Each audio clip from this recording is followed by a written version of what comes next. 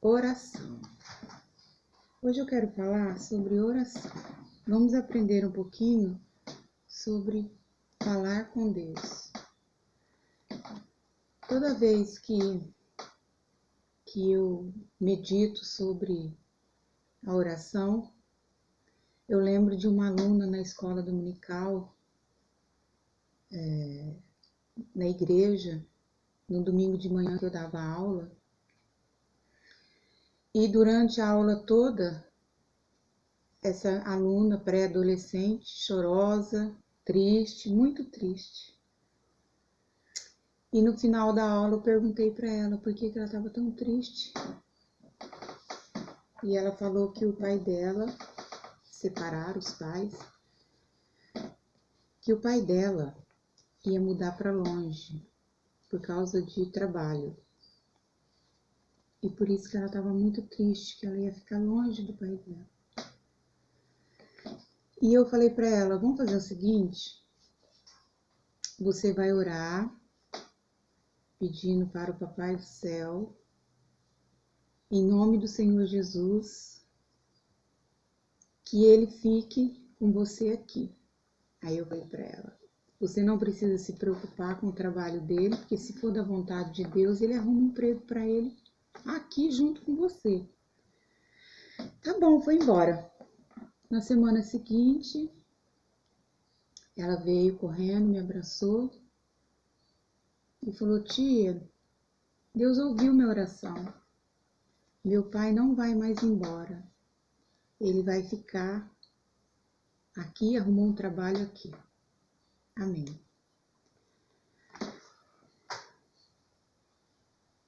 Gregório de Nissa é uma cidade, o Gregório de Nissa, o São Gregório de Nissa, um dos pais da igreja que eu mais amo, da Capadócia, no ano 350, ele escreveu para o seu povo e ensinou para o seu povo os seguintes dizeres. Tudo quanto fazemos, pensamos ou falamos com alguma perturbação, de modo algum está de acordo com Cristo. E que a oração, diz Gregório de Nissa, traz pureza ao coração. Então, quando nós oramos, toda perturbação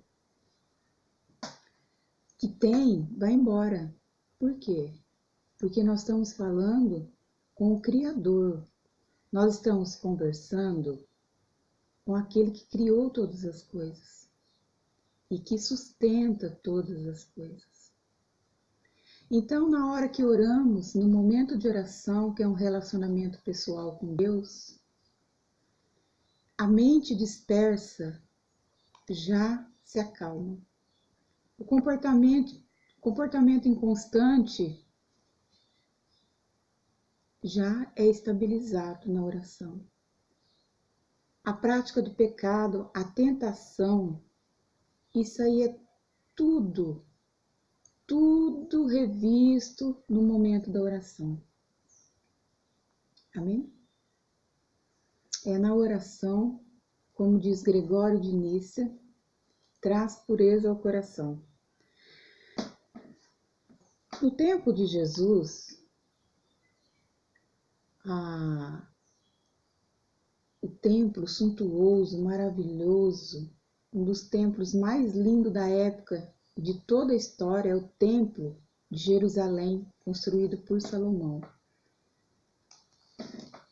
Esse templo é visitado por príncipes de outros países. Uma hora visita e uma hora por conquista de guerras, né?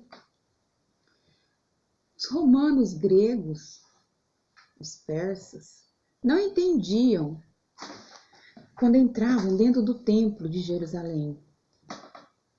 Como pode um povo, tendo uma fé, tendo sacrifícios, tendo um Deus, não tem nenhuma imagem de escultura para adorar esse Deus? Como que pode? E assim é a nossa vida de oração. Nós não precisamos de imagem de escultura. Nós não precisamos de nada para adorar, para ajoelhar. A Bíblia diz que sem fé é impossível agradar a Deus, não é? A oração é pela fé. Quando nós oramos, nós entramos no mundo espiritual. E no mundo espiritual não existe objetos.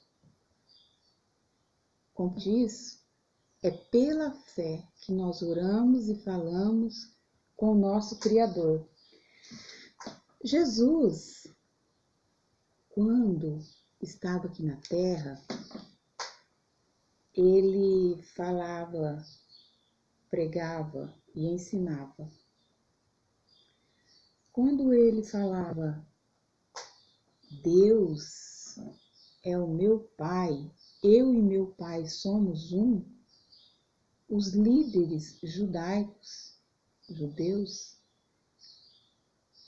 ficavam perturbados, porque era inadmissível uma afirmação, uma colocação dessa. Por quê? Porque Jesus estava afirmando que ele era, se Deus era o pai dele, ele era filho de Deus. Se ele era filho de Deus, ele era Deus. Os líderes não conseguiam, ficavam perturbados, não conseguiam acreditar, porque eles estavam esperando um Messias, um Salvador de guerra, que lutaria e tirariam ele da escravidão, os romanos. Estavam esperando um profeta. Quando Jesus fazia milagres, eles não tinham nada contra Jesus fazer milagre, porque profeta do Antigo Testamento fazia milagres. Então não era difícil para os profetas aceitarem, mas era difícil aceitar que Jesus declarava que Deus era o seu Pai. Quando Jesus se referia aos discípulos, ao povo, o povo ficava sem entender e difícil entendimento, mas ficavam quietos quando Jesus dizia, eu e meu Pai somos um. Porque Jesus é 100% homem e 100% Deus. Por quê? Porque ele não nasceu com o pecado original. Nós somos inteiramente nascidos em pecado, no pecado original, que é a herança herdada dos pais, Adão e Eva. Mas eles ficavam quietos, não questionavam Jesus. Os líderes não aceitavam. Blasfêmia, digno de morte, onde já se viu falar que é filho de que Deus é o seu pai. Mas os discípulos tiveram que enfrentar o convite de Jesus. Aquele Deus inacessível, aquele Deus temível do Antigo Testamento que precisavam de intermediários para falar com Deus, do templo, do sacrifício, dos profetas, dos intercessores. Jesus agora apresenta um Deus imanente, um Deus acessível. E os discípulos não tinham para onde ir. Eles perguntaram para a pessoa certa. Jesus nos ensina a orar. Então nos ensina a orar. E Jesus lindamente diz, quando vocês orarem, vocês orem assim, Pai nosso que estais no céu.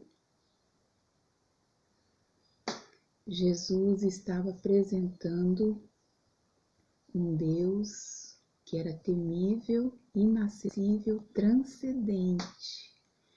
Jesus estava convidando os discípulos, louvado seja o nome do Senhor, a chamar Deus de Pai.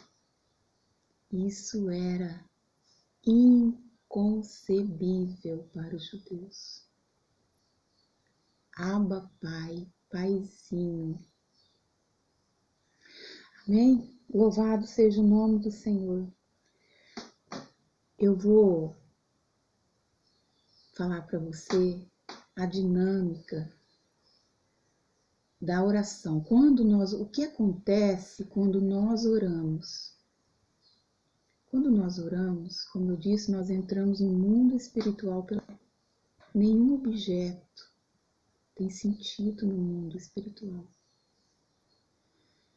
Nós oramos, o Espírito Santo, diz a palavra de Deus, intercede por nós. O que acontece? Nós não sabemos como orar. Então, no momento da oração, o Espírito Santo, que é poder, que realiza todas as coisas aqui de Deus na terra, ele nos ensina a orar. E essa oração vai para Jesus, que Jesus fala, em meu nome, vocês vão pedir em meu nome para o Pai. Então Jesus pega essa oração, que é o único intermediário para junto com o Pai, e leva para o Pai a nossa oração. Como se ele falasse assim, Pai, aqui estão os pedidos e as ações de graça da Rosângela. E o Pai, eu concedo. Jesus retorna essa oração, esses pedidos, concedendo e passa pelo Espírito Santo para realizar esse pedido, essa oração, confirmação da oração ao Espírito Santo que realiza o final. Então o Espírito Santo é a terceira pessoa da Trindade, Jesus é a segunda, é a terceira, Jesus é a segunda e o Pai é a primeira, não é? Por que Jesus é o único intermediário, nosso intercessor? Porque ele é o único que sabe o que nós sentimos. Ele, aqui na terra, a Bíblia diz que ele sofreu todo tipo de tentação, mas não pecou. Amém? Louvado seja o nome do Senhor. Então, ele sabe toda a dor que nós sentimos e passamos. Ele sabe toda a tentação, todo o sofrimento. Ele sabe a dinâmica de tudo, ele sente, ele sabe. Olha, eu sei o que a Rosângela está sentindo, eu sei o que é doença. Não é? Porque eu me deparei com isso, eu vi lá na terra como é que é. Então, ele entrega ao Pai, o nosso único intercessor, para que depois possa retornar para nós através do Espírito Santo, amém? É assim a dinâmica da oração. Então você não se limita a orar. Peça oração, ore em todo o tempo, em espírito. Você não está bem na escola, nota baixa, triste com alguém, ore, porque Deus é um Deus, é uma pessoa. Deus Pai é uma pessoa, o Senhor Jesus é uma pessoa, o Espírito Santo é uma pessoa. Então nós falamos com pessoas, nós temos relacionamento na oração. Então não se priva de orar, peça a Deus todas as coisas, converse com Deus. Alguém está doente, ore, peça ao Senhor Jesus, Pai, em nome de Jesus Cristo, eu te peço que o Senhor venha abençoar, que o Senhor me abençoe. Talvez você está bem em todas as coisas, mas você sente uma tristeza no seu coração. Ore, peça ao Senhor Jesus, que Ele vai te atender. Porque nós estamos falando do mundo espiritual e da fé. Amém? Ore, converse com o Senhor Jesus. Amém? Aquele que criou todas as coisas e nos sustenta. Sabe, é o único que sabe o que nós sentimos. É o único que tem poder para saber o que nós temos na mente e no coração. Por isso que Ele é poderoso. Amém? Espero ter ajudado e Deus abençoe a todos. Amém? Graças a Deus.